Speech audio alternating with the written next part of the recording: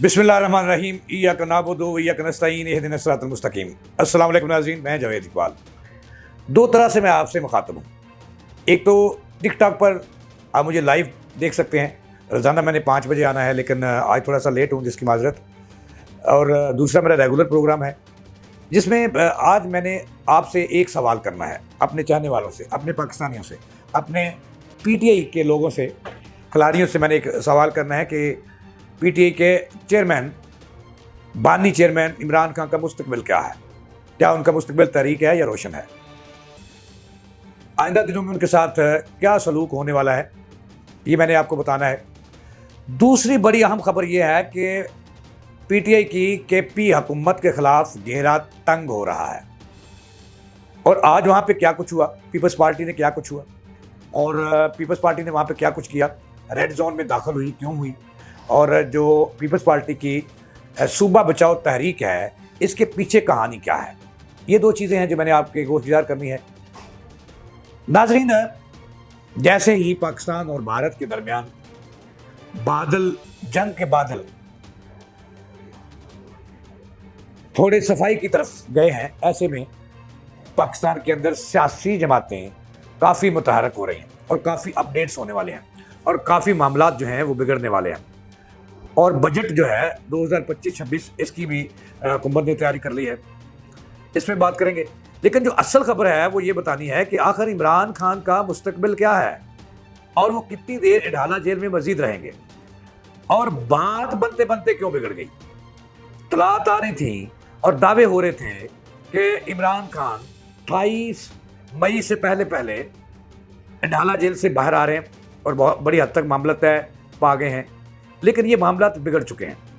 इस वक्त की जो तलात हैं, इमरान के साथ क्या होने वाला है, और ये मुझे आप बताएंगे कि उनका मुस्तकबिल क्या है, ये मैं आपको बाद में बताऊंगा।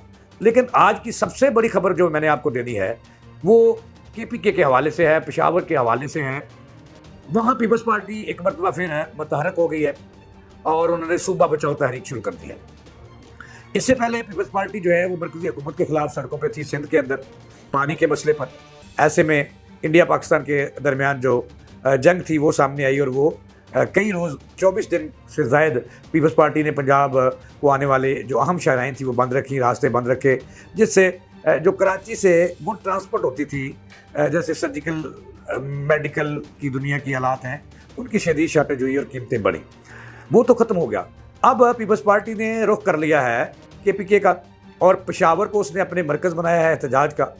आज एहतजाज, बहुत बड़ा एहतजाज किया पीपल्स पार्टी ने, और उसका नाम रखा सूबा बचाओ। भाई कौन सा सूबा बचाओ?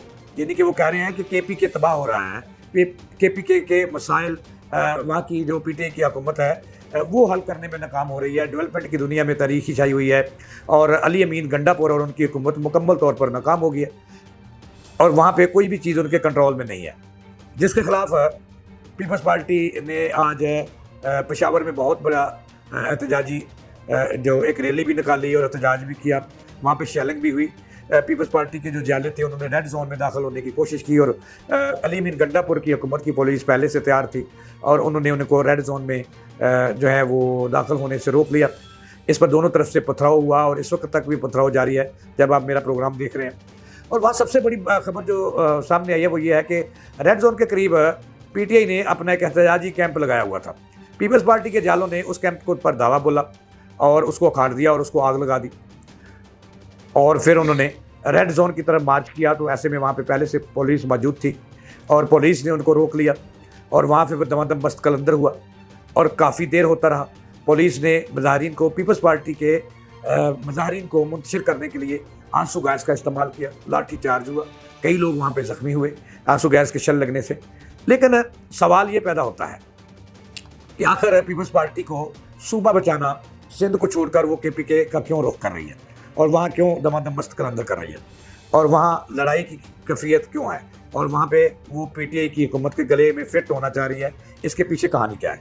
इसके पीछे कहानी जो है, जो अब तक हमें पता चली है, वो ये है कि अब बजट के फौरी बाद जो है वहाँ पे तेज़ी आनी है, या बजट से एक आधा दिन पहले जो सूबे का बजट है, और वहाँ पीपल्स पार्टी जो है वो गिराओ जलाओ करना चाहती है, कि वो खुद को ज़िंदा करना चाहती है। पीपल्स पार्टी अपने मुद्दे घोड़े में जो है वो जान डालना चाहती है। और ये भी इतलात आ रही है कि पीपल्स पार्टी चाहती है कि वहाँ अली अमीन गंडापुर की हुकूमत को रुखसत करके वहाँ उनके खिलाफ पहले से नाज़रीन आपको पता है कि वहाँ फॉरवर्ड ब्लॉक PTI के अंदर मौजूद है, जिसमें सवात के लोग भी शामिल हैं, बाजोड़ के लोग भी शामिल हैं, और ऐसे अरकान असम्बली की तादाद जो है वो 20 से ज़ायद है जो अली अमीन गंडापुर से नाला है। और जो PTI के सदर हैं जनेद, वो भी इसके ख़िलाफ़ हैं, और वो भी वो बंदे जो हैं वो अंदर रहकर वहाँ पे बहुत कुछ हो रहा है। कैसर वहाँ पे जो साबिक़ कौमी असम्बली के स्पीकर हैं, उनकी एक अपना धड़ा है, और कई धड़े हैं जो नहीं चाहते कि अली अमीन गंडापुर की हुकूमत कायम रहे। अब ज़रा ये दावा कर रहे हैं कि पीपल्स पार्टी ने इस मौके को गनीमत जानते हुए रुख कर लिया है KP का, और वो हर सूरत जो अली अमीन गंडापुर है उनकी छुट्टी करवाना चाहते हैं, और वहाँ पे जो महाज है गर्म करना चाह रहे हैं। अब ये ज़िम्मेदारी आयद होती है अली अमीन गंडापुर के, वो किस तरह से अपने साथियों को अपने साथ मिलाते हैं। ज़रा ये बता रहे हैं कि पीपल्स पार्टी और नून लीग का जो ये सूरत हाल है उनका बाखबर है, और प्री प्लान है, मैच फिक्स है कि उनकी हुकूमत का खात्मा करना है और जमहूरी अंदाज में करना है, इन हाउस तब्दीली लानी है या तहरीक अदम एतमाद लानी है। ये फैसला वहाँ पे जो PTI अली अमीन गंडापुर के ख़िलाफ़ 4 मुख्तलिफ ग्रुप हैं वो करेंगे और सपोर्ट करेंगे वहाँ पर जो पीपल्स पार्टी और नून लीग वाले हैं। अब वहाँ पे दमादम बस कलंदर तो शुरू हो चुका है, इसका नतीजा क्या निकलना है ये इलेक्शन से पहले पता चल जाना है। अगर इलेक्शन तक इनकी हुकूमत चली गई PTI की, तो फिर इलेक्शन के बाद वहाँ पे दमादम बस कलंदर होगा, और मकसद ये है अली अमीन गंडापुर को रुखसत करना। फजलुर रहमान, पीपल्स पार्टी और नून लीग तरस के लोग जो हैं उनकी सपोर्ट करेंगे। जो अली अमीन गंडापुर के मुखालफिन वहाँ पे मौजूद हैं, अरकान असम्बली मौजूद हैं, उन्होंने फॉरवर्ड ब्लॉक बना रखा है, और आज जो इब्तिदा की है पीपल्स पार्टी ने घरौ जलौ की पेशावर के अंदर, वो भी इसी सिलसिले की एक कड़ी है। लेकिन इसका नतीजा ये निकलना है कि अली अमीन गंडापुर ना संभले और उन्होंने अपनी तर्ज सियासत और तर्ज हुकूमत तब्दील ना किया, तो वहाँ पे उनकी हुकूमत कायम नहीं रहेगी। अब चलते हैं दूसरी अहम खबर की खबर। नाज़रीन, मैंने आपसे सवाल करना है। सवाल ये है कि इमरान खान जो है वो डहाला जेल में रह तो रहे हैं लेकिन मुश्किल में हैं। उनकी हालिया मोहतरमा के बारे में आज जरताज गुल ने खबर दी कि वो अपनी बैरक में बेहोश होगी, गर्मी का बोझ वो बर्दाश्त नहीं कर सकी, शदीद गर्मी का, और फिर उन्हें जेल के अस्पताल में मुंतकिल करना पड़ा और उनकी जान बचाई गई।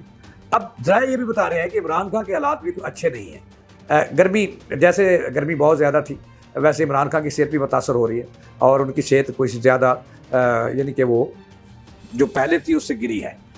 तो ये भी इतलात आ रही थी कि इमरान खान जो है वो रिहा हो रहे हैं, लेकिन हमारे पास जो खबर है कि इमरान खान रिहा नहीं हो रहे। फिलहाल की जो इतलात हैं कि जो सितारे हैं उनका इल्म रखने वाले बताते हैं कि इमरान खान का मुस्तकबिल अभी कुछ थोड़ा तारीक है, उनके सितारे गर्दिश में हैं। लेकिन हमने अपने नाज़रीन से पूछना है, हमने अपने प्यारे चाहने वालों से पूछना है कि इमरान खान का मुस्तकबिल अब क्या है। अच्छा, हमारी थोड़ी देर बाद रोज़नामा पाकिस्तान के जो ग्रुप एग्जीक्यूटिव एडिटर हैं जनाब मोहम्मद नौशाद अली साहब, बड़े तजिया नगार हैं, एडिटर भी हैं कौमी अखबार के, और मुख्तलिफ TV चैनल्स पर भी प्रोग्राम करते हैं बतौर तजिया नगार। मैंने उनसे सवाल किया कि इमरान खान का मुस्तकबिल की क्या है, आप देख रहे हैं। तो उन्होंने तो मुझे ये जवाब दिया कि इमरान खान का मुस्तकबिल जो है वो साबिक़ DGI जो हैं फैज़ हमीद साहब, उनके फ़ैसला जो हो रहा है उससे मुंसलिक है और उनसे मशरूत है। चूँकि ज़रा ये बता रहे हैं कि अच्छा, मुझे नौशाद साहब ने यह भी कहा कि उनका मुस्तकबिल अभी जो है वो, मेरा तज़िया ये है कि अभी तारीख है और उनके सितारे गर्दिश में रहेंगे। उसकी वजह यह है कि जंग के दौरान तो ये तलात आ रही थी कि वो रिहा हो रहे हैं, लेकिन अभी वो तलात जन्म जो थी वो आस्ता आस्ता ख़त्म हो गई हैं, जिसकी वजह ये बता रही है कि इमरान खान टस से मस नहीं हो रहे, और सियासतदान जो होता है वो गिव एंड टेक करता है, और कुछ दो की पॉलिसी करता है और अपनी जान भी बचाता है और अपना मुस्तकबिल भी महफूज करता है, अपनी सियासत भी महफूज करता है, अपने वर्कर्स को भी महफूज करता है और अपनी पार्टी को भी महफूज करता है। लेकिन इमरान खान ये क्वालिटीज़ उनमें नहीं है, बोटे हुए हैं एक लेवल पे। अब ये बताया ज़रा ये बता रहे हैं कि फैज़ हमीद का जो आर्मी कोर्ट में ट्रायल जारी है, और ज़रा ये कह रहे हैं कि उन्हें सज़ा हो सकती है। और अगर फैज़ हमीद ने अपने में कोई एक लफ्ज़ भी, कोई एक बात भी, कोई एक फिक्रा भी इमरान खान के ख़िलाफ़ बोल दिया कि 9 मई उनके कहने पे हुआ, इमरान खान के इशारों पे हुआ, तो फिर इमरान खान की खैर नहीं, फिर उन्हें